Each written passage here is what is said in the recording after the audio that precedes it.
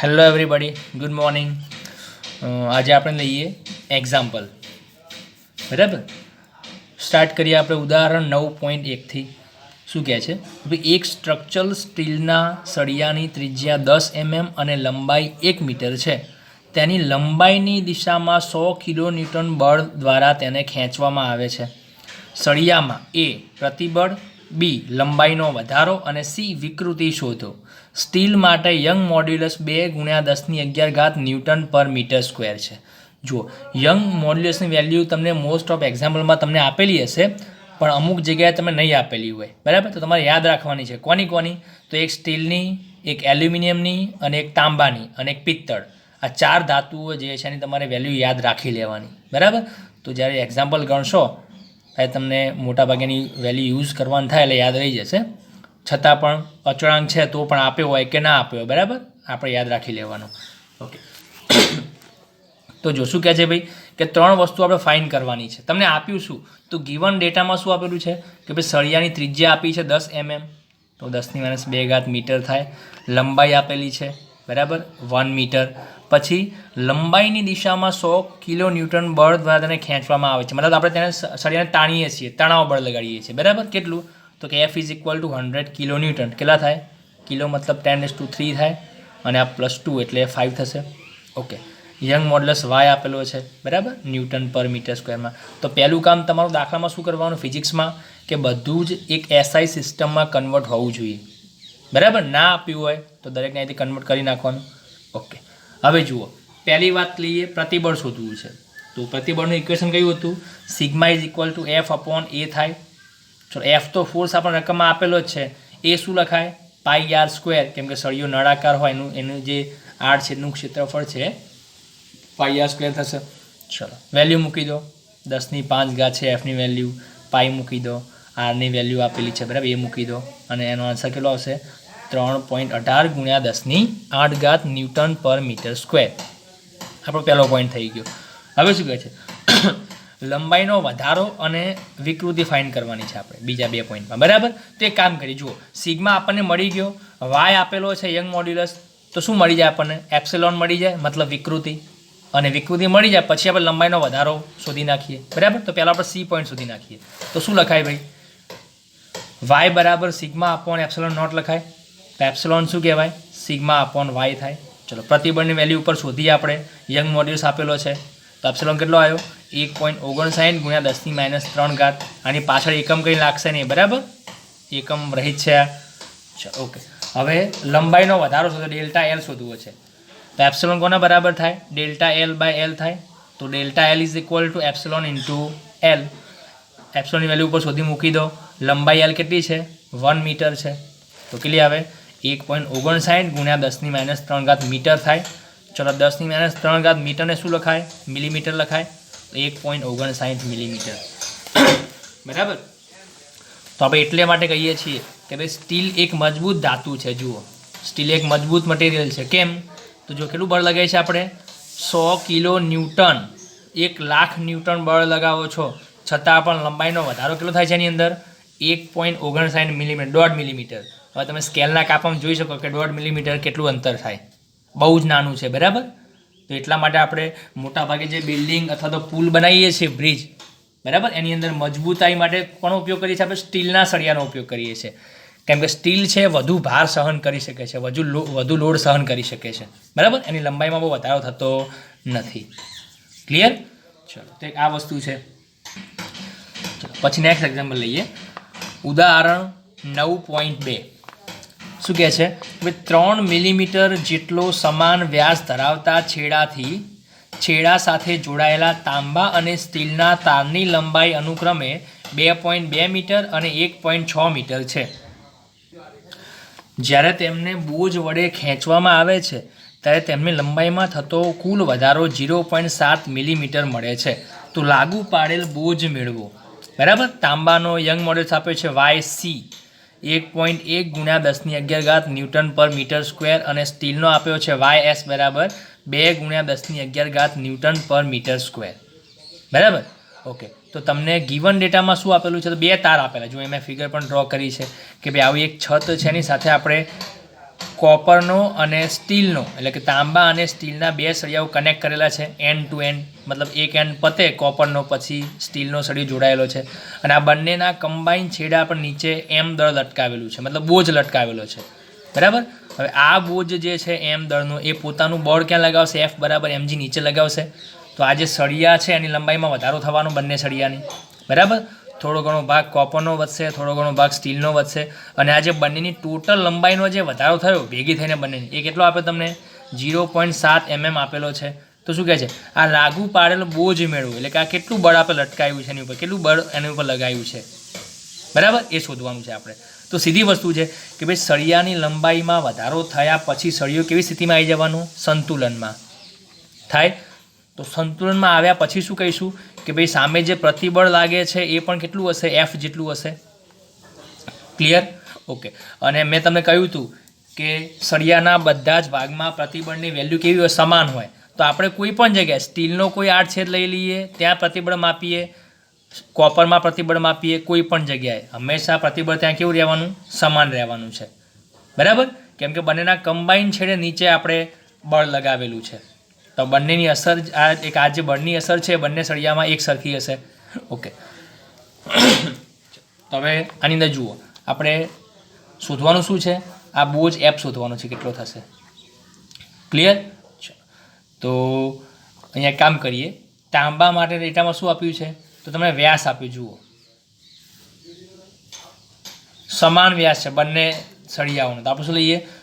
વ્યાસને આપણે ડી કહે છે, ડાયામીટર, અને કોપરને આપણે સી લઈ લઈએ, બરાબર. તો DC ડાયામીટર કોપર કેટલો છે? 3 mm છે. તો 3 × 10⁻³ મીટર થાય. એને આપણે ત્રિજ્યામાં કન્વર્ટ કરો, RC કોપરની ત્રિજ્યા કેટલી થાય? અડધી થઈ જાય ને, 1.5 10⁻³ થશે. ચલો પછી લંબાઈ કેટલી છે? તો કોપરની લંબાઈ છે 2.2 મીટર. તો LC is equal to 2.2 metre. પછી YC કોપરનો યંગ મોડ્યુલસ આપેલો છે એ લખી દઈએ. પછી સ્ટીલ માટે શું લખાય? DS diameter of steel 3 mm એનો એજ છે, ત્રિજ્યા થાય 1.5, બરાબર. જો બધું આપણે SI એકમમાં કન્વર્ટ કરેલું છે. પછી LS સ્ટીલની લંબાઈ કેટલી છે? 1.6 મીટર છે, અહીંયા આપેલી છે, બરાબર. અને YS યંગ મોડ્યુલસ અહીંયા આપણને આપેલો છે, હા મૂકી દો. ચલો આટલે આપણને ગીવન ડેટા છે અહીંયા સુધીનો. હવે શું કરીએ આપણે? તમને રકમમાં શું આપેલું છે કે ભાઈ લંબાઈનો વધારો જે છે ટોટલ એ કેટલો છે? 0.7 mm છે, બરાબર. તો આ આપણા માટે કંઈક દાખલાની શરૂઆતનો પોઈન્ટ બની શકે, આના ઉપરથી આપણે આગળ વધી શકીએ, બરાબર. તો પહેલાં શું કરીએ કે ભાઈ યંગ મોડ્યુલસ Y બરાબર σ/ε0, બરાબર. સિગ્મા શું લખાય? F/A લખાય અને એપ્સિલોન શું લખાય? ΔL/L થાય. L ઉપર જાય તો શું આવશે? FL/A ΔL. આ સૂત્ર આપણને ખબર છે. તો મોટા ભાગના એક્ઝામ્પલ જે છે આપણા, બરાબર, એમાં આ સૂત્રથી જ આગળ વધવાનું હોય છે. તો ΔL કેટલો થાય? FL/AY થાય. Y અહીં લાવો, ΔL આ બદલાઈ જાઓ. ચલો આ આપણને એક મળી ગયું. ક્લિયર? ઓકે. હવે આપણે શું લખીએ કે ભાઈ લંબાઈનો જે કુલ વધારો છે ઇઝ ઇક્વલ ટુ કોના બરાબર થાય ભાઈ? તો કે કોપરના તારની લંબાઈનો વધારો એટલે મતલબ ફેરફાર પ્લસ સ્ટીલના તારની લંબાઈનો ફેરફાર. આ બેને એડ કરો બંનેના ફેરફાર, ત્યાર સુધી આ લંબાઈનો કુલ વધારો કહેવાય. Yes or no? ઓકે. હવે આ તમને આપ્યો, જુઓ કુલ વધારો 0.7 mm આપેલો છે. તો શું લખાય? 0.7 × 10⁻³ થાય. ઓકે. ઇઝ ઇક્વલ ટુ ΔLનું સૂત્ર બનાવવાના ઉપરથી, આ જે બનાવે એના ઉપરથી. તો પહેલાં કોપર માટે બનાવો, પછી સ્ટીલ માટે બનાવો. તો કોપર માટે શું લખાશે? F. L શું બનશે? LC બનશે. A શું બનશે? AC લખાશે અને Y લખાશે YC. Fની F જ રહેવા દઉં છું. કેમ કે બંને સળિયામાં પ્રતિબળ કેવા હશે ભાઈ? સમાન હશે. હમણાં હાલ જ મેં કહ્યું, બરાબર છે. ઓકે. તો Fને આપણે F જ રાખીએ, એને આપણે C કે S નહીં લગાવીએ, બરાબર, સ્ટીલ કે કોપર માટે. પ્લસ સ્ટીલ માટે લંબાઈ વધે શું લખાય? તો F એમના એમ. L શું લખાશે? LS/AS YS થાય આવું. તો આપણે બંને માટે એપ્લાય કર્યા. હવે અહીંયા સીધી વસ્તુ જુઓ કે બંને તારની ત્રિજ્યા પણ કેવી સમાન છે? RC 1.5 કોપરની અને સ્ટીલની પણ 1.5 છે. હવે જો ત્રિજ્યા સમાન છે તો આનું જે ક્ષેત્રફળ છે πr² એ પણ સમાન થવાનું છે. તો આપણે શું કહીએ? જુઓ, RC બરાબર RS હોવાથી AC બરાબર AS થાય, એરિયા પણ સરખો થાય. અને આના પર કોમન નામ શું આપી દઈએ? A લઈ લઈએ. AC અને AS આપણે A લઈ લઈએ. તો હવે કામ કરો કે ભાઈ આનું સોલ્યુશન કઈ રીતે આપશે? તો તો 0.7 ગુણ્યા 10⁻³ એમને એમ મૂકી દો ઇઝ ઇક્વલ ટુ અહીંયાથી એફને કોમન કાઢો અને નીચે એસી અને એએસ બંનેને આપણે એ લઈ લીધો છે તો એને પણ કોમન નીકાળી શકાય તો એફ બાય એ કોમન નીકળશે બ્રેકેટમાં શું રહેશે LC upon YC plus LS upon YS થાય યસ ઓર નો ઓકે તો અહીંથી આપણને એફ મળશે જુઓ કેમ કે બાકીની બધી વેલ્યુ આપણને આપી જુઓ એરિયા આપણને શોધી શકીએ છીએ πr² કરીને લંબાઈ આપેલી છે યંગ મોડ્યુલસ આપેલા છે ક્લિયર તો નેક્સ્ટ સ્ટેપ આપણું કયું આવશે હા 0.7 10⁻³ એમને એમ એફ અપોન એને શું લખાય πr² લખાય બ્રેકેટમાં એલસી કેટલો હતો કોપરના તારની લંબાઈ 2.2 ભાગ્યા એનો યંગ મોડ્યુલસ છે પ્લસ સ્ટીલના તારની લંબાઈ એનો યંગ મોડ્યુલસ છે ક્લિયર હવે કામ કરીએ કે આ જે πr² છે ને આપણે આ બાજુ ગુણી નાખીએ આ પદ સાથે તો શું આવે 0.7 ગુણ્યા 10⁻³ ગુણ્યા 3.14 ગુણ્યા આર છે એને શું લખાય 1.5 ગુણ્યા 10⁻³ વર્ગ લખાય ત્રિજ્યા આપણને આપેલી છે આગળ ઇઝ ઇક્વલ ટુ એફ એમના એમ બ્રેકેટમાં હવે જુઓ 2.2 ભાગ્યા 1.1 કેલ્શિયમ કેટલા આવશે 2 ભાગ ચાલે તો અહીંયા શું હશે 2 અને 10⁻11 ઉપર જાય તો -11 થઈ જાય પછી પ્લસ 1.6 ભાગ્યા 2 કેટલા થાય તો 8 દુ 16 થાય ને તો 0.8 લખાય અહીંયા અને ગુણ્યા 10⁻11 થાય હવે આનો જે ગુણાકાર છે આ પદનો એ કેટલો આવ્યો 4.945 ગુણ્યા 10⁻9 આવ્યો ઇઝ ઇક્વલ ટુ એફ હવે અહીંયાથી કામ કરો જુઓ આ જે બ્રેકેટ છે આમાંથી 10⁻11 કોમન કાઢી લો આ જે આખું પદ છે એમાંથી આ ઘાત કોમન નીકળે અહીંથી આ પદમાંથી આ ઘાત કોમન નીકળે તો આ 11 કોમન કાઢે તો બ્રેકેટમાં શું રહે 2 પ્લસ 0.8 તો કેટલા આવે 2.8 આવે અને ગુણ્યા કોમન ઘાત કઈ નીકળી 10⁻11 ચલો 2.8 ગુણ્યા 10⁻11 ને આપણે છેદમાં લઈ જાઓ તો એફ બરાબર શું મળે 1.76 ગુણ્યા 10⁻2 ન્યૂટન અથવા તો આને લખવું શું લખાય 176 ન્યૂટન બરાબર તો આટલું આપણે એની છેડે બળ લગાડ્યું હશે 176 ન્યૂટનનું તો જુઓ મોસ્ટલી આપણે એક્ઝામ્પલ આપણા અહીંથી સ્ટાર્ટ થશે બરાબર યંગ મોડ્યુલસ સૂત્રથી પછી લઈએ આપણે ઉદાહરણ 9.5 તો ઉદાહરણમાં 3 એક્ઝામ્પલ છે બરાબર જે મતલબ સિલેબસમાં છે એ આપણે ચલાવીએ છીએ વધારાના એક્ઝામ્પલ ચલાવતા નથી તો 9.5 શું કહે છે કે ભાઈ હિન્દ મહાસાગરની સરેરાશ ઊંડાઈ 3000 મીટર છે મહાસાગરના તળિયે પાણી માટે આંશિક સંકોચન ΔV/V ની ગણતરી કરો પાણી માટે બલ્ક મોડ્યુલસ 2.2 ગુણ્યા 10⁹ ન્યૂટન પર મીટર સ્ક્વેર છે અને જીની વેલ્યુ લઈ લો 10 મીટર પર સેકન્ડ સ્ક્વેર સીધી વસ્તુ છે કે ભાઈ શું કહે છે હિન્દ મહાસાગર જે છે એ 3000 મીટર ઊંડો છે અને જો એના તળિયે આપણે કોઈ પદાર્થને મૂકીએ તો શું થાય ભાઈ તો ઉપરનું જે પાણી છે એ શું કરશે એ પદાર્થ ઉપર દબાણ લગાવશે બળ લગાવશે ચારે બાજુથી અને એના કારણે પદાર્થમાં સંકોચન થવાનું છે બરાબર સીધી વસ્તુ છે કે ભાઈ કોઈ પણ તમે પ્રવાહી ભરો છો પાત્રમાં તો એ પ્રવાહી શું કરશે તળિયે દબાણ ઉત્પન્ન કરશે ને એના તળિયે બળ લગાવશે તો અહીંયા પણ એવું જ કહે છે કે ભાઈ એ પદાર્થ જે છે એની અંદર આંશિક સંકોચન કેટલું થશે ΔV/V મતલબ શું કહેવાય એને ભાઈ કદ વિકૃતિ કહેવાય એ શોધવાની છે બલ્ક મોડ્યુલસ આપણને આપેલો છે તો અહીંયા આપણને ખબર છે કે ભાઈ બલ્ક મોડ્યુલસ સૂત્ર શું હતું B બરાબર -P/ΔV/V હતું બલ્ક મોડ્યુલસ બરાબર કદ પ્રતિબળ ભાગ્યા કદ વિકૃતિ અને આપણે કહ્યું હતું કે કદ પ્રતિબળ કોને સમતુલ્ય છે દબાણને છે અને આગળ માઇનસ કેમ હતું તો આ કદનું જે સંકોચન છે માઇનસ આવશે દબાણ વધારો એમ કદ ઘટશે તો એ ઘટાડો માઇનસમાં આવશે તો એ માઇનસને પ્લસ કરવો છે બીને આપણે બલ્ક મોડ્યુલસને તો આગળ માઇનસ મૂકવું પડે બરાબર તો આ એક સૂત્ર છે આપણું હવે ચેક કરો બલ્ક મોડ્યુલસ બી આપણને આપેલો છે ΔV/V શોધવાનો છે પણ પ્રેશર નથી આપ્યું જુઓ આપણને તો એક આગળ આપણે સૂત્ર ભણીશું તરલના મિકેનિક્સ ચેપ્ટરમાં કે ભાઈ તરલના લીધે ઉદ્ભવતું દબાણ તરલ મતલબ પ્રવાહી કોઈ પ્રવાહીના પાત્રમાં ભરો છો ને તો એના તળિયે કેટલું દબાણ ઉત્પન્ન થાય તો મહાસાગરના તળિયે ઉદ્ભવતું દબાણ એનું સૂત્ર P બરાબર છે H/ρg આ સૂત્ર યાદ રાખી લો હાલ પૂરતું બરાબર આ સૂત્ર કોનું છે દબાણનું પણ કોના કારણે ઉત્પન્ન થાય પ્રવાહીના કારણે બરાબર, એચ રો જી. તો આ દબાણ કોના પર ડિપેન્ડ કરે ભાઈ? હાઇટ ઉપર, કે ભાઈ કેટલી હાઇટનું પ્રવાહી છે એની ઉપર.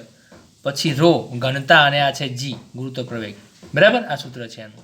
ઓકે, તો એચ જોઈ લો, ઉપર આપ્યો 3000 મીટર, તો 3 ગુણ્યા 10³ મીટર લખાય, ગુણ્યા જી રો ઘનતા પ્રવાહીની કેટલી છે? 1000 લેવાય કિલોગ્રામ પર મીટર ક્યુબ એસઆઈમાં. બરાબર, અને જીની વેલ્યુ 10. તો ગુણાકાર કેટલો આવે? 3 ને 3 6 ને 1 7, 10⁷ આવે અને ગુણ્યા 3 આટલું આવે. ઓકે, તો બસ સૂત્રમાં મૂકી દો હવે. તો ડેલ્ટા વી અપોન વી શું લખાય? માઇનસ પી અપોન બી થાય. પી આપી દીધો, બી આપી દીધો, આગળ માઇનસ મૂકી દો. તો ડેલ્ટા વી અપોન વી મળે -1.36 ગુણ્યા 10⁻². બરાબર, આટલું તમને સંકોચન મળ્યું, કદ વિકૃતિ આટલી ઉત્પન્ન થઈ. હવે જાણે ટકામાં કન્વર્ટ કરવી છે, ટકાવારીમાં, તો ગુણ્યા 100 કરવા પડે બંને બાજુ. તો આ થઈ જાય પર્સન્ટેજમાં. તો અહીંયા પણ -1.36 ગુણ્યા 10⁻² અને ગુણ્યા 100 કરી દો, તો 10⁻² અને આ 100 કેન્સલ થઈ જાય. તો શું મળે? -1.36%. બરાબર, આ શું બતાવી કહેવાય? પ્રતિશત કદ વિકૃતિ કહેવાય, અથવા તો પ્રતિશત કદનો આંશિક ફેરફાર લખાય.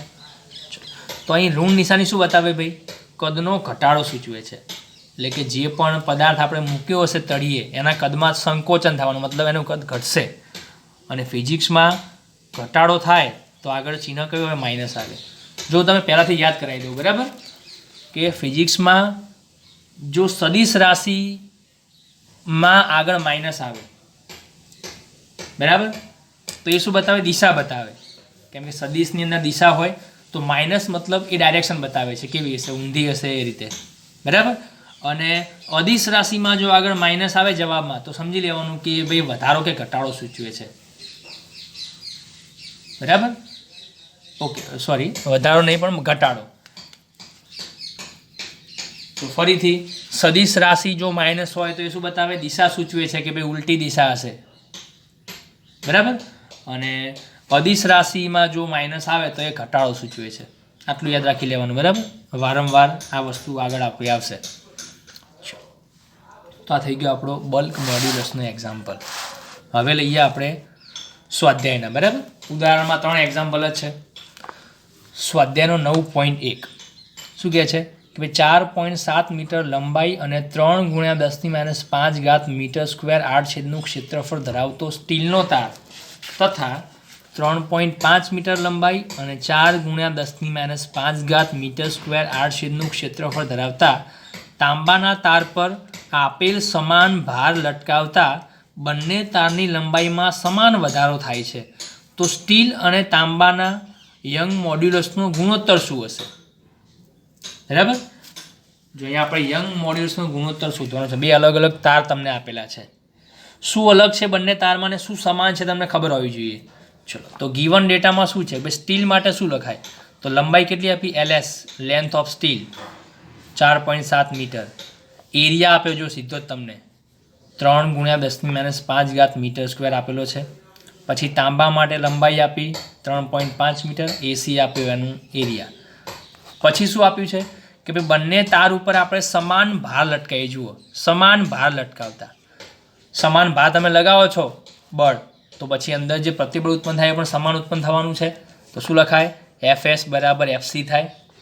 ઓકે, પછી બીજું સમાન વધારો થાય લંબાઈમાં. જુઓ, આ પણ આપેલું છે તમને. તો શું લખાય? ડેલ્ટા LS બરાબર ડેલ્ટા LC થાય. સ્ટીલની લંબાઈનો વધારો બરાબર કોપરની લંબાઈનો વધારો. તો આટલો આપણને ગીવન ડેટા છે. હવે અહીંથી આપણે આગળ વધવું છે, તો આપણા માટે દાખલાની શરૂઆત કરવા માટે કયો પોઈન્ટ હેલ્પફુલ થાય? આ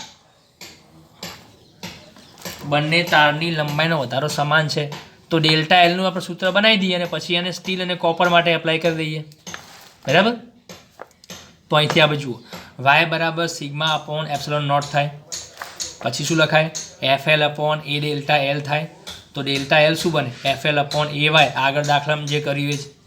બરાબર, હવે આ જે સૂત્ર છે એને આપણે 2 અલગ અલગ તાર માટે એપ્લાય કરી દઈએ. તો શું લખાય? ડેલ્ટા LS બરાબર ડેલ્ટા LC હોવાથી આ સૂત્ર શું બનશે? FS LS upon AS YS is equal two આ બાજુ FC LC upon AC YC. હવે બંને ફોર્સ તો ઇક્વલ છે, તો આ બંને કેન્સલ થઈ જવાના, બરાબર, કેમ કે સમાન ભાર લટકાવેલો છે. ચલો, તો હવે આપણને ગુણોત્તર મળે. જુઓ, YS અપોન YC તમને માગ્યું, શું માગ્યું છે? યંગ મોડ્યુલસનું ગુણોત્તર, પણ કોનો? સ્ટીલ અને તાંબાનો. તો ઉપર કોની વેલ્યુ રહેવાની? સ્ટીલના યંગ મોડ્યુલસ, નીચે કોપર. તો YS અપોન YC કરો આની ઉપર, તો શું આવે? તો YS આ બાજુ, નીચે YC છે, LC આ બાજુ આવશે. તો શું બને? LS AC upon LC AS થાય. ઓકે, LS ની વેલ્યુ આપેલી છે, AC ની વેલ્યુ આપેલી છે, LC AC બધાની વેલ્યુ આપેલી જ છે. ક્લિયર? મૂકી દો અને ગુણોત્તર કેટલો મળ્યો? 1.8. તો ગુણોત્તર 1 કરતાં મોટો છે ભાઈ સ્ટીલ અને કોપરનો. આનો મતલબ શું બતાવે? કે ભાઈ કોપર કરતાં સ્ટીલ વધારે મજબૂત છે, બરાબર. તો આ શું બતાવે છે આપણને? કે ભાઈ જો આપણે કોપર અને સ્ટીલમાં જો સમાન વિકૃતિ ઉત્પન્ન કરવી છે ને, તો કોપર કરતાં સ્ટીલમાં તમારે 1.8 ગણું વધારે તમારે બળ લગાડવું પડે છે, બરાબર છે. એટલા માટે સ્ટીલ વધારે ટફ હોય છે. ઓકે, તો આ પણ એક આગળ એક્ઝામ્પલ ગણો એવો છે, બરાબર. મોટાભાગના એક્ઝામ્પલ સેમ ફોર્મ્યુલાથી ગણવાના છે. પછી લઈએ આપણે સ્વાધ્યાયનો 9.5, બરાબર. આ એક હતો 9.1 અને 9.5. 2, 3 ને 4 હું તમને અલગથી પાછળથી ગણાવીશ, ઇઝી છે એટલા માટે, બરાબર. શું કહે છે સ્વાધ્યાયનો 9.5? શું કહે છે? 0.25 સેન્ટીમીટર વ્યાસ ધરાવતા 2 તાર પૈકી એક સ્ટીલનો અને બીજો પિત્તળનો બનેલો છે. આકૃતિ મુજબ તેમને ભારિત કરેલ છે. ભારવિહીન અવસ્થામાં સ્ટીલના તારની લંબાઈ 1.5 મીટર અને પિત્તળના તારની લંબાઈ 1 મીટર છે. તો સ્ટીલ અને પિત્તળના તારમાં લંબાઈમાં થતા વધારાની ગણતરી કરો. જુઓ, આ એક આધાર છે, એના છેડે આપણે 2 તાર લટકાવેલા છે, એક સ્ટીલ અને એક પિત્તળ. તમને ફિગર આપેલી છે બરાબર રકમમાં. હા, તો કે પહેલો તાર જે છે કયો છે? સ્ટીલનો છે, 1.5 મીટર લંબાઈનો છે અને એના છેડે આપણે 4 કિલોગ્રામ દળ લટકાવેલું છે. અને પછી નીચે 1 મીટર લંબાઈનો પિત્તળનો તાર છે અને એના છેડે આપણે 6 કેજી માંસ લટકાવેલું છે. તો આને આપણે એમ કહી દઈએ અને એમ ડેશ કહી દઈએ. તો હવે શું કહે છે કે ભાઈ સ્ટીલ અને પિત્તળના તારમાં લંબાઈમાં થતા વધારાની ગણતરી કરો. મતલબ ડેલ્ટા LS અને ડેલ્ટા LB. બી ફોર બ્રાસ, બ્રાસ મતલબ પિત્તળ, બરાબર. તો ડેલ્ટા LS મતલબ સ્ટીલની લંબાઈનો વધારો અને ડેલ્ટા LB પિત્તળની લંબાઈનો વધારો શોધવાનો છે. તો સીધી વસ્તુ તમને આઈડિયા તો આવી જ ગયો, સૂત્ર કયું એપ્લાય કરવાનું છે, જે આગળ કર્યું એ જ, બરાબર. ગીવન ડેટામાં શું લખશો?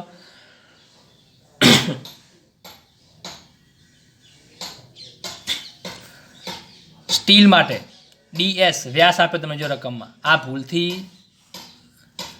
ધ્યાન ખાસ રાખવાનું કે ભાઈ રકમમાં વ્યાસ છે કે ત્રિજ્યા છે. ઉતાવળમાં તમે આ વેલ્યુ છે ત્રિજ્યામાં લઈ લો તો નહીં ચાલે, બરાબર, જોઈ લેવાનું. તો વ્યાસ આપ્યો 0.25 સેન્ટીમીટર, તો ત્રિજ્યાની અડધી થાય 0.125 અને એને SI માં કરો તો આટલી લખાશે. LS લંબાઈ સ્ટીલના તારની આપેલી છે. હવે સ્ટીલ જે છે એના છેડે કેટલો બોજ લટકે છે ભાઈ? જો હવે તમે સમજી લો કે બંને તારના સરખું પ્રતિબળ ઉત્પન્ન નહીં થાય. કેમ નહીં થાય? કે ભાઈ સ્ટીલના છેડે અલગ દળ છે અને પિત્તળના છેડે અલગ દળ છે. સમાન પ્રતિબળ ક્યારે ઉત્પન્ન થાય ભાઈ? કે ભાઈ તાર ભલે 2 અલગ અલગ ધાતુના હોય, આ રીતે બંને આમ જોડાયેલા છે અને બંનેના છેડે કોમન જો વજન લટકતું હોય ને તો તારમાં એક સમાન પ્રતિબળ ઉત્પન્ન થાય બંને પ્રકારના તારમાં. પણ અહીંયા તો શું છે? બંને તાર સેપરેટ છે. સ્ટીલનો તાર છે એના છેડે વજન છે ને પછી પાછો પિત્તળનો પછી વજન છે, બરાબર. તો બંને તાર અલગ અલગ લોડ સહન કરે છે. પ્રતિબળ બંને તારમાં સમાન હશે નહીં. ચલો, સ્ટીલના તારમાં કેટલું પ્રતિબળ ઉત્પન્ન થાય, કેટલો લોડ સહન કરે છે, એની ઉપર કેટલું વજન બળ લાગે છે? તો ચેક કરો કે ભાઈ સ્ટીલના તારના છેડે કેટલું વજન છે? 4 કેજી દળ લટકાવેલું છે અને આ પણ એ જ કરશે ને. જુઓ, આ 6 કિલોગ્રામ જે પણ કોની ઉપર એપ્લાય થવાનું છે? સ્ટીલ ઉપર. તમે આ ગતિના નિયમમાં દાખલા જોઈ ગયા, બરાબર. પેલા ડબ્બા સાથે દોરી બાંધેલી હોય છે, તણાવ બળના એક્ઝામ્પલ તમે જોઈ ગયા. તો આપણે કહી શકીએ કે ભાઈ સ્ટીલનો તાર જે છે એ ટોટલ કેટલા વજનને સહન કરે છે? તો 4 કિલોગ્રામ અને 6 કિલોગ્રામ આ બંનેને એ સહન કરશે. હા, ઓબ્વિયસલી પિત્તના તારનું વજન પણ એ સહન કરે છે, પણ એ તારના વજનને આપણે અવગણીએ. હાલ બહુ પાતળો છે, વજન રહિત છે એવું માની લઈએ. બરાબર. તો શું કહીશું કે ભાઈ સ્ટીલના તારના છેડે લટકાવેલ બોજ કેટલો હોય? તો FS. સ્ટીલના તાર માટે FS લખીએ. M plus M dash into G લખાય. વજન બળ mg લાગે ને, પણ બંને માસ આવશે. તો 6 અને 4 10 અને જીની વેલ્યુ 10 લઈ લઈએ આપણે, તો કેટલા આવશે? 100 ન્યૂટન. ક્લિયર? ચલો સેમ પિત્તળ માટે એપ્લાય કરો. તો DB વ્યાસ આપેલો છે, ત્રિજ્યાની એટલી જ છે, લંબાઈ આપી 1 મીટર. ચલો પિત્તળના તારમાં કેટલો બોજ આવશે? તો FB is equal two M dash G. હવે ચેક કરો કે પિત્તળનો તાર કેટલા દળને સહન કરે છે? એની નીચે આવતું હોય કેટલું છે? Just 6 kilogram. આ ઉપરનું દળ એને લાગવું પડશે નહીં, સ્ટીલવાળાનું. સમજાય છે? ઓકે. તો આવશે 6 kg. તો 6 ગુણ્યા જીની 10 લઈએ તો 60 ન્યૂટન આવશે. બરાબર. હવે સૂત્ર આપણે એપ્લાય કરીએ. y બરાબર FL upon A delta L થાય. તો ડેલ્ટા L બરાબર FL અપોન AY. હવે એ આડછેદનું ક્ષેત્રફળ છે, તમને ત્રિજ્યા આપેલી, તો શું લખવાનું? પાઈ આર સ્ક્વેર લખાય. તો FL upon pi R square y. હવે આ સૂત્રને આપણે બે અલગ અલગ તાર માટે એપ્લાય કરી દો. તો સ્ટીલ માટે શું લખાય? ડેલ્ટા LS બરાબર FS LS upon pi R S square into YS થાય. બરાબર. વેલ્યુ મૂકી દો બધાની, દરેકને આપી છે. એફની વેલ્યુ 100, LSની પાઈ આર સ્ક્વેર YS. જો અહીંયા YS સ્ટીલનો યંગ મોડ્યુલસ તમને રકમમાં નથી આપી, જો ચેક કરો. ક્લિયર? પણ તમારે યુઝ તો કરવાનું થશે જ આની અંદર. તો અચળાંક છે બરાબર, એની વેલ્યુ તો બેટર છે કે આપણે યાદ રાખી લઈએ, અને યાદ રહી પણ જશે, કેમ કે મોટા ભાગે સ્ટીલના એક્ઝામ્પલ જ આવશે તો વેલ્યુ ઇઝીલી યાદ રહી જશે. 2 ગુણ્યા 10^11. તો તમને ડેલ્ટા LS કેટલો મળ્યો? 1.5 ગુણ્યા 10^-4. પછી સેમ સૂત્ર પિત્તળ માટે એપ્લાય કરો. Delta LB is equal to FB LB upon pi r b square into YB. ચલો પિત્તળ માટે વેલ્યુ કેટલી છે એની? 0.91 ગુણ્યા 10^11 વેલ્યુ છે, આપણે યાદ રાખી લેવાની. તો ડેલ્ટા LB કેટલો મળ્યો? 1.3 10^-4 મીટર. ક્લિયર? જો આમાં તમે ચેક કરો કે ભાઈ સ્ટીલની લંબાઈનો વધારો અને બ્રાસમાં કમ્પેરિઝન કરો તો સ્ટીલની લંબાઈ વધારે છે, વધેલી. પણ કેમ આવું છે? આમ તો સ્ટીલ મજબૂત છે, એની લંબાઈમાં વધારો ઝડપી થાય નહીં, પણ આમાં કેમ વધારે છે?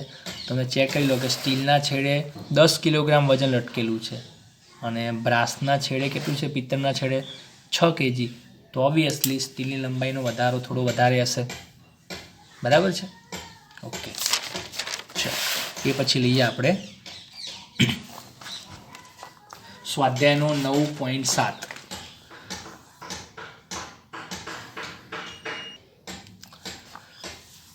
નરમ સ્ટીલમાંથી બનાવેલ 4 પોલા અને સમાન નળાકાર વડે 50,000 કિલોગ્રામ દળવાળા મોટા સ્ટ્રક્ચરને આધાર આપવામાં આવે છે. દરેક નળાકારની અંદરની અને બહારની ત્રિજ્યાઓ અનુક્રમે 30 સેન્ટીમીટર અને 60 સેન્ટીમીટર છે. તો ભાર વહેંચણી સમાન રીતે થાય છે તેમ ધારીને બધા નળાકારમાં દાબીય વિકૃતિ શોધો. તમે ઇમેજિન કરો કે ભાઈ 4 નળાકાર પાઇપો જે છે મૂકેલી છે થાંભલાની જેમ, અને એની ઉપર 50,000 કિલોગ્રામ દળવાળું મોટું સ્ટ્રક્ચર અંદર ઉપર મૂકેલું છે. બરાબર? એક પ્રકારનું સ્ટેન્ડ જેવું બને. તો એમાં જે નળાકાર વપરાયેલા છે ને એ 4 છે, અને ચારેય નળાકારમાં નોર્મલી નળાકારમાં શું હોય? અંદરની બહારની ત્રિજ્યા અલગ અલગ હોય. મેં એક જો ફિગર ડ્રો કરી છે. નળાકારમાં ઉપરથી આવું દેખાય તમને, પેનની રિફિલ જેવું તમને. ઓકે. તો આ જે અંદરની ત્રિજ્યા છે ને શું કહેવાય? RI, ઇન્ટરનલ રેડિયસ, અથવા તો ઇનર રેડિયસ અંદરની. અને આ જે છે ને શું કહેવાય? RO, આઉટર રેડિયસ, અંદરની ને બહારની. ક્લિયર? તો હવે નળાકારનું ક્ષેત્રફળ તમને શોધવાનું કે આટલા ભાગનું, કેમ કે આટલા ભાગમાં જ બોધ લાગુ પડશે ને, વજન બળ જે પણ આવશે આટલા ભાગમાં એપ્લાય થવાનું છે. આટલા ભાગનું ક્ષેત્રફળ કેટલું થાય એ આપણને શોધતા આવડે છે. બરાબર? ઓકે. તો પહેલું શું કહે છે કે ભાઈ બધા નળાકારમાં દાબીય વિકૃતિ શોધો. હવે દાબીય વિકૃતિ મતલબ શું કહેવાય? એપ્સિલોન કહેવાય ભાઈ. એપ્સિલોન દાબીય તણાવ કોના પ્રકાર હતા આપણા? પ્રતાન વિકૃતિના પ્રકાર હતા. અહીંયા શું થાય છે, આ નળાકાર પર બળ લાગશે ઉપરથી વજનના કારણે, તો સળીઓ સંકોચાશે, નળાકાર સળીઓ. બરાબર. તો જો સંકોચાય તો અંદર શું ઉત્પન્ન થાય, દાબીય વિકૃતિ. તો આપણે એપ્સિલોન શોધવાનો છે. ઓકે, તો પહેલું કામ એ કરીએ ભાઈ કે બધા નળાકાર ઉપર સમાન રીતે ભારની વહેંચણી થાય છે, તો આપણે ફક્ત એક જ નળાકારમાં કેટલો દાબીય વિકૃતિ ઉત્પન્ન થાય શોધી નાખીએ અને પછી 4 વડે ગુણી નાખીએ, કેમ કે સમાન ઇફેક્ટ 4 થવાની છે. તો આપણે ફક્ત એકની શોધવાની છે, છેલ્લે આને 4 વડે મલ્ટીપ્લાય કરવાના છે. બરાબર. ઓકે, તો શું કરીએ આપણે કે ભાઈ દરેક નળાકાર પર દાબીય બળ કેટલું લાગે. હવે આખું જે 50,000 કિલોગ્રામનું સ્ટ્રક્ચર આપણે ઉપર મૂકેલું છે, તો કોઈ એક નળાકાર પર કેટલો ભાગ લાગશે બળનો, ચોથો ભાગ જ લાગે ને ભાઈ. સરખા ભાગે જો બળ વહેંચાઈ જાય તો ચોથા ભાગનું બળ એક નળાકાર ઉપર લાગે. બરાબર. તો શું થાય, દાબીય બળ mg/4 થાય, વજન બળ mg ને આપણે ચોથા વડે ભાગ પાડવો પડે. ઓકે, તો શું લખાય, 50,000 છે માસ, મલ્ટીપ્લાઈડ બાય જીની વેલ્યુ 9.8 લઈ લો અને ભાગ્યા 4. તમે જીની વેલ્યુ 10 લઈને પણ ગણતરી કરી શકો. બરાબર. જો ગણતરી ઇઝી બનાવી છે આપણે, કેલ્સી વગર જો ગણતરી કરવાની ઈચ્છા છે તો 10 વડે ગુણી નાખો, તમને આ ગણતરી ઇઝી પડશે. તો મેં 9.8 લઈને ગણતરી કરી છે, તો આ કેટલી આવશે, 12,25,00 ન્યૂટન કહેવાશે. આટલું બળ એકના ઉપર લાગશે. બરાબર. પછી જરૂર શેની પડશે, આપણને ક્ષેત્રફળની જરૂર પડશે. તો એક નળાકારના આડછેદનું ક્ષેત્રફળ કેટલું થાય, તો આપણને આજે મેં આડી લાઈન કરી ક્રોસ સેક્શન, એટલા ભાગનું ક્ષેત્રફળ શોધવું છે. તો આપણે શું કરીએ કે ભાઈ πr² એટલે કે આ મોટું જે સર્કલ છે એના ત્રિજ્યામાંથી નાના સર્કલનું ત્રિજ્યાને માઇનસ કરી દો, એરિયાને, તો આટલા ભાગનો એરિયા મળશે આપણને.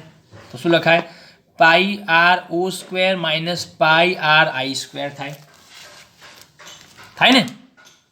ઓકે, ચલો પાઈને કોમન કાઢો, તો r² માઇનસ ri² થાય. r0 ની વેલ્યુ કેટલી છે, 0.6 લખાય મીટરમાં. જો અહીંયા 60 સેન્ટીમીટર છે, મીટરમાં થાય 0.6, અને આ આવશે 0.3 સ્ક્વેર, 0.6 સ્ક્વેર છે 0.36, અને આ છે 0.09. તો એરિયા તમને મળશે 0.8478 મીટર સ્ક્વેર. ક્લિયર. તો જો આપણને ફોર્સ મળી ગયો, એરિયા મળી ગયો. હવે સૂત્ર એપ્લાય કરો, યંગ મોડ્યુલસ y બરાબર પ્રતિબળ ભાગ્યા વિકૃતિ. બરાબર. પ્રતિબળને શું લખાય, ફોર્સ અપોન એરિયા લખાય. ચલો એપ્સિલોનને હવે આપણે ΔL/L નહીં કરવાનું. કેમ નહીં કરવાનું, કેમ કે આપણને સીધી વિકૃતિ જ માગેલી છે. હમણાં લંબાઈનો વધારો માગ્યો હોત, ફેરફાર માગ્યો હોત તો આપણે ΔL/L કરત, પણ આપણને ફક્ત વિકૃતિ માગેલી છે, તો આપણે એપ્સિલોનને એમને એમ જ રવા દઈશું. ક્લિયર. ઓકે, તો એપ્સિલોન કરતાં પણ શું થાય, f/Ay લખાય. ચલો f આપેલો છે, a શોધી નાખ્યો આપણે ઉપર, અને y પણ આપણને ખબર છે. ક્લિયર. સ્ટીલનો છે, જુઓ સ્ટીલ છે, તો સ્ટીલ માટે યંગ મોડ્યુલસ આપણને વેલ્યુ આપણને ખબર છે. ઓકે, તો દાબીય વિકૃતિ કેટલી મળી આપણને, 0.722 × 10⁻⁶. ક્લિયર. ઓકે, તો હવે આ તો એક નળાકારની આપણને મળી, આપણને તો બધા નળાકારની માગી છે. તો શું કરવાનું, બધા નળાકારની દાબીય વિકૃતિ બરાબર 4 વડે મલ્ટીપ્લાય કરવાના. આને તો કેટલી મળી, 2.89 × 10⁻⁶. બરાબર ને. ઓકે, તો આટલી વિકૃતિ ઉત્પન્ન થાય છે. હવે લઈએ સ્વાધ્યાયનો 9.8. શું કહે છે, 15.2 મિલીમીટર બાય 19.1 મિલીમીટર લંબચોરસના આડછેદનું ક્ષેત્રફળ ધરાવતા તાંબાના એક ટુકડાને 44,500 ન્યૂટન બળના તણાવ વડે ખેંચવામાં આવે છે, જેથી માત્ર સ્થિતિસ્થાપક વિરૂપણ ઉદ્ભવે છે. તો ઉદ્ભવતી વિકૃતિની ગણતરી કરો. જો અહીંયા પણ સેમ કોન્સેપ્ટ છે, વિકૃતિ શોધવાની છે. શું કરીએ આપણે, તાંબાના લંબચોરસ ટુકડો જે છે આપણે ખેંચીએ છીએ બંને સાઈડ, કેટલું બળ આપીને, 44,500 ન્યૂટન બળ આપીને. તો એની અંદર વિકૃતિ કેટલી ઉત્પન્ન થાય, તો અહીંયા આપણે ફાઇન શું કરવાનું છે ભાઈ, એપ્સિલોન ફાઇન કરવાનો છે વિકૃતિ. તો જુઓ ગિવન ડેટામાં શું છે, ફોર્સ આપેલો છે, એરિયા કેટલો થાય, એરિયાની જરૂર પડશે આપણે. તો લંબચોરસનો એરિયા કેટલો થાય ભાઈ, લંબાઈ ગુણ્યા પહોળાઈ. તો આ તમને ડાયમેન્શન જે આપ્યું ને 15.2 મિલીમીટર બાય 19.1 મિલીમીટર, એ લંબાઈને પહોળાઈ છે, તો એ મૂકી દો. તો 15.2 ગુણ્યા 10⁻³ છે, મિલીમીટર આપ્યું છે મીટરમાં. પછી આ 19.1 ગુણ્યા 10⁻³ થઈ ગયો. ઓકે, તો આપણે એરિયા મળશે આના ઉપરથી. ચલો હવે સૂત્ર મૂકીએ આપણે. યંગ મોડ્યુલસ વાય બરાબર પ્રતિબળ ભાગ્યા વિકૃતિ. સિગ્માને શું લખાય? F/A લખાય. એપ્સિલોન એમને મૂકી દો, એપ્સિલોનને કરતા બનાવો. F/A/y ઉપરના જેવો દાખલો છે. એફની વેલ્યુ મૂકી દો. એ આપેલો છે, વાય આપેલો છે. હવે વાયમાં જો નથી આપ્યો પણ તાંબા માટે કેટલી વેલ્યુ છે એની? 1.2 ગુણ્યા 10⁻11. આગળ આપણે 1.1 યુઝ કર્યો છે, બરાબર. અહીંયા 1.2 છે, તો ડઝન્ટ મેટર, તમે લઈ શકો, બરાબર. 1.1 લઈને પણ ગણતરી કરી શકો, બહુ ખાસ ફરક નહીં પડે. તો તમને વિકૃતિ કેટલી મળી? 1.27 ગુણ્યા 10⁻³ યાદ રાખો, વિકૃતિને કોઈ એકમ છે નહીં, તો પાછળ કંઈ લગાવવાનું નહીં, મન ફાવે એમ, બરાબર. પછી લઈએ સ્વાધ્યાયનો 9.9. શું કહે છે? સ્કી વિસ્તારમાં ઉડન ખટોલાનો આધાર સ્ટીલનો એક કેબલ છે જેની ત્રિજ્યા 1.5 સેન્ટીમીટર છે. જો મહત્તમ પ્રતિબળ 10⁸ ન્યૂટન/મીટર² થી વધારી શકાતું ન હોય તો કેટલા મહત્તમ ભારને આધાર આપી શકે? તમે રોપ વે જોયા છે, ઉડન ખટોલા, એ કોની ઉપર ચાલે છે ભાઈ? એક સ્ટીલનો તાર હોય જાડો, એ કેબલ ઉપર એ આખું જે બોક્સ છે ઉડન ખટોલાની, એ ગતિ કરતું હોય છે.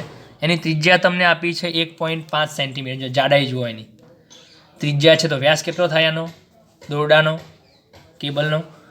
3 સેન્ટીમીટર થાય. હવે તમે ચેક કરો, 3 સેન્ટીમીટર બહુ વધારે જાડું કહેવાય. તો એટલો જાડો સ્ટીલનો એક કેબલ હોય, એની ઉપર ઉડન ખટોલા ચાલતા હોય. તો શું કહે છે? એ જે કેબલ છે વધુમાં વધુ કેટલું પ્રતિબળ સહન કરી શકે? 10⁸ ન્યૂટન/મીટર². તો એની ઉપર આપણે કેટલા મહત્તમ ભારને લટકાવી શકીએ? મહત્તમ ભાર મતલબ ફોર્સ. તમને આપ્યું શું છે ભાઈ? સિગ્મા આપેલો છે, પ્રતિબળ આપેલું છે કે ભાઈ આટલું સહન કરી શકે. તો મહત્તમ કેટલો ભારને આધાર આપી શકે? તો સિગ્મા આપેલો છે, F શોધવો છે. તો સિગ્માને કઈ રીતે જોડાયેલા છે? તો સિગ્મા બરાબર F/A લખાય, બરાબર. તો અહીંયા જુઓ, પ્રતિબળ છે પણ કેવું પ્રતિબળ છે? મહત્તમ છે. તો શું લખાય? સિગ્મા મેક્સિમમ લખાય. ઇઝ ઇક્વલ ટુ બળ ભાગ્યા ક્ષેત્ર. બળ પણ કેવું થાય ભાઈ? મહત્તમ જ થાય ને, સિગ્મા મેક્સિમમ થાય તો સિગ્મા મેક્સિમમ બરાબર F મેક્સિમમ/A. તો F મેક્સિમમ કેટલો થાય? મહત્તમ ભાર. સિગ્મા મેક્સિમમ ઇન્ટુ A થાય. ચલો આની વેલ્યુ આપી સિગ્મા મેક્સિમમની. એને શું લખાય? πr² લખાય. અને કેબલની ત્રિજ્યા તમને આપી જુઓ 1.5 સેન્ટીમીટર. તો બસ આને મીટરમાં કન્વર્ટ કરીને મૂકી દો. તો ફોર્સ કેટલો લાગશે મેક્સિમમ? 7.07 ગુણ્યા 10⁴ ન્યૂટન. તો તમે જોઈ શકો છો કે ભાઈ આટલો ભાર એ મહત્તમ સહન કરી શકે છે, આટલું બળ. એટલા માટે ઉડન ખટોલામાં વ્યક્તિઓની કેપેસિટી ફિક્સ હોય, બરાબર, કે ભાઈ 4 કે 5 વ્યક્તિઓ એકમાં જતા હોય તો એટલા જ જાય. કેમ કે એપ્રોક્સિમેટ એ લોકો બળ ઉપરથી દળ પણ કાઢી શકે. F બરાબર mg લખીને પછી માસ પણ કાઢી શકે, બરાબર, કે ભાઈ આ ખટોલામાં આટલું વજન જ જશે, તો એના આધારે એ લોકો નક્કી કરશે. તો ટૂંકમાં કહી શકાય કે આખી જે સિસ્ટમ છે એનો આધાર કોની ઉપર ડિપેન્ડ કરે છે ભાઈ? સ્ટીલના કેબલની કેપેસિટી ઉપર. જેટલો કેબલ જાડો એટલું આપણા માટે સારું, પણ કેબલની જાડાઈ પણ એક હદ કરતાં વધારે ના જાડી કરી શકે, બરાબર. એના કારણે આપણે આ પ્રમાણે લિમિટેશન મળે છે. ચલો પછી લઈએ સ્વાધ્યાયનો 9.10. શું કહે છે? 2 મીટર લંબાઈના 3 તાર વડે 15 કિલોગ્રામ દળના દ્રઢ સળિયાને સમાન રીતે લટકાવેલ છે. 3 પૈકી છેડાના 2 તાર તાંબાના અને વચ્ચેનો તાર લોખંડનો છે. જો ત્રણેય તાર સમાન તણાવ અનુભવતા હોય તો તેમના વ્યાસનો ગુણોત્તર શોધો. જુઓ, તમને રફ ફિગર મેં ડ્રો કરી છે કે ભાઈ આ છત સાથે આપણે 3 તાર લટકાવેલા છે. છેડાના 2 તાર કયા છે? કોપરના, તાંબાના છે, અને વચ્ચેનો તાર કેવો છે?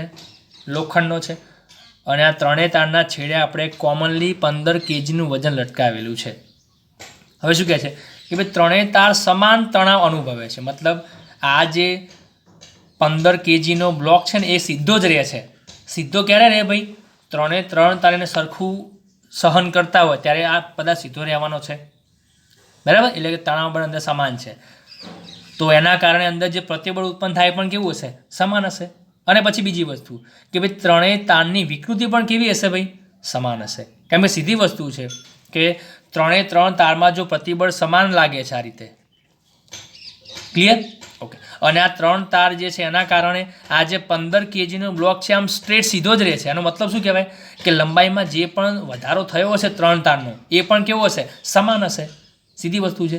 જો એકાદ તારની લંબાઈ બીજા કરતાં વધારે વધી હોત તો બ્લોકની સ્થાન કેવું હોત? થોડો ત્રાંસો થઈ ગયો હોત, એક છેડો નીચે એક છેડો ઉપર એવું બની ગયું હોત, પણ એવું તો છે જ નહીં. બરાબર છે.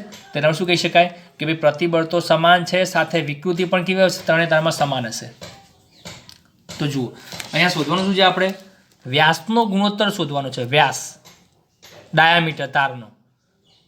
તો આપણે આગળ કીધી વધીશું તો as it is Young modulus Y બરાબર પ્રતિબળ ભાગ્યા વિકૃતિ. સિગ્માને શું લખાય?